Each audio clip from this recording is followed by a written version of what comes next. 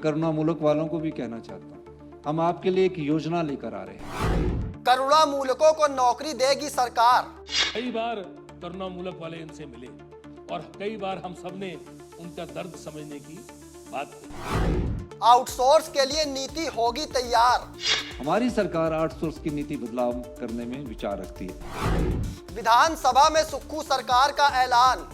जिनके माता पिता नहीं हैं उनको भी नौकरी की बहुत जरूरत है। जब माता पिता होते हैं तो फिर एक सपोर्ट सिस्टम होता है, जब वो नहीं होते हैं तो सपोर्ट सिस्टम कम हो जाता है परिवार का।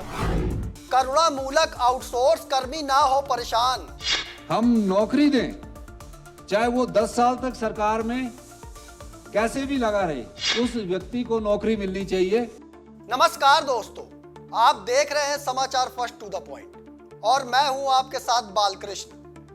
हिमाचल प्रदेश में करुणा मूलक आधार पर नौकरी का इंतजार कर रहे लोगों के लिए और आउटसोर्स कर्मियों के लिए सुक्खू सरकार की ओर से अच्छी खबर निकलकर सामने आ रही है।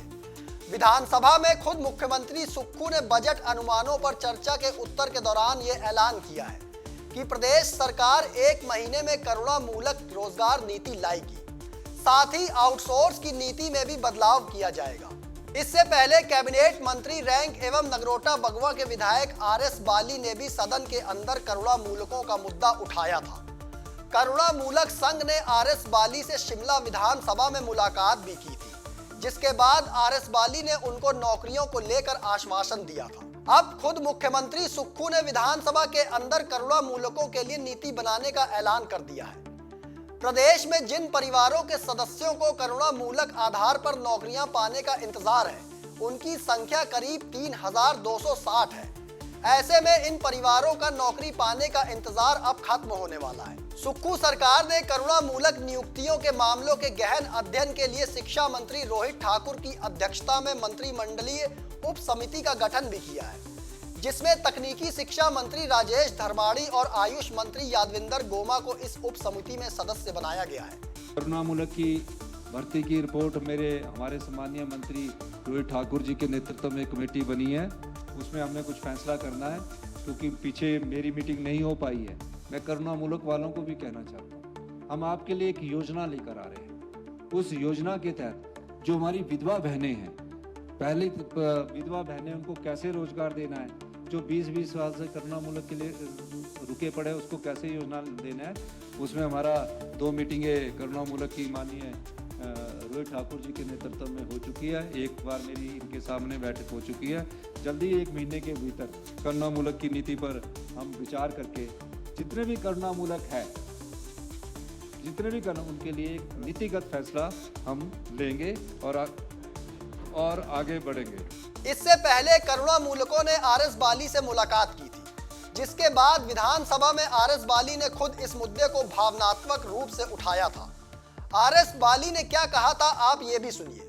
करुणा मूलक जो आधार पे नौकरियां चाह रहे हैं बच्चे, वो बाहर मिले से, और वो बच्चे जो हैं बहुत सालों से गुहार लगा रहे हैं। पिछली सरकार में 2022 में एक नोटिफिकेशन हुई थी और 2022 में जो नोटिफिकेशन है उसके अंदर कुछ ऐसे प्रावधान हो गए कि बहुत से बच्चे उससे बाहर हो।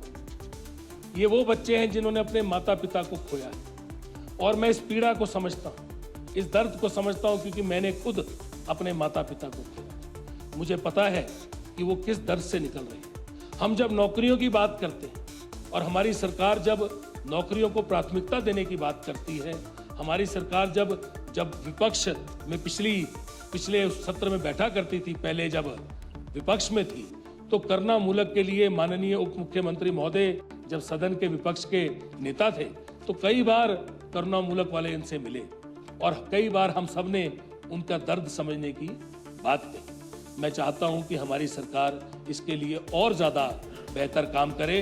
विधानसभा से आउटसोर्स के लिए भी राहत भरी खबर है। प्रदेश सरकार अब आउटसोर्स की नीति में भी बदलाव करने जा रही है। इसका ऐलान भी मुख्यमंत्री सुक्खू ने विधानसभा में किया है, जिससे आउटसोर्स कर्मचारियों का शोषण ना हो सके। हाँ, हमारे पास युवा साथी आते हैं, मल्टीपर्पज वर्कर लगा दो, चाहे 6000 में लगा दो, चाहे 8000 में लगा दो, चाहे 9000 में लगा दो, 10 साल तक वो मल्टीपर्पज रहते हैं। यूनियन बनती है, यूनियन बनने के बाद वो हड़ताल करते, फिर हम 15 साल बाद उनको बोलते कि तुम मल्टीपर्पज में भी लग जाओ, यहीं क्लास 4th लगकर यहीं रिटायर हो जाओ। और आउटसोर्स पर इतने कर्मचारी हम लगा देते हैं कि आउटसोर्स के बाद वो 20-20 साल तक लगे रहते हैं। 20-20 साल तक क्या बेचारे कहाँ जाएंगे, कहाँ अपना परिवार का पालन पोषण करेंगे? हमारी सरकार आउटसोर्स की नीति बदलाव करने में विचार रखती है। हम नौकरी दें, चाहे वो 10 साल तक सरकार में कैसे भी लगा रहे, उस व्यक्ति को नौकरी मिलनी चाहिए ताकि उसको एक उम्मीद हो कि मेरे को ये आने वाले समय में आउटसोर्स की नौकरी की जगह मैं रेगुलर हो सकता हूँ। हिमाचल प्रदेश में वर्तमान में आउटसोर्स कर्मचारियों की संख्या करीब 40,000 है। इनकी नौकरियों का अगर हिसाब देखा जाए तो हमेशा से ये लोग अपनी समस्याओं को लेकर सरकारों से गुहार लगाते आए हैं। ऐसे में अगर करुणामूलकों के साथ साथ आउटसोर्स कर्मियों के लिए भी नीति बनाई जाए तो इससे हजारों कर्मचारियों को उनके परिवार के पालन पोषण के लिए इधर उधर भटकना नहीं पड़ेगा। दोस्तों, फिलहाल मुझे दीजिए इजाजत, फिर मिलेंगे एक और स्पेशल रिपोर्ट लेकर। लेकिन कमेंट बॉक्स में आप अपनी राय देना ना भूलिएगा। तब तक के लिए धन्यवाद।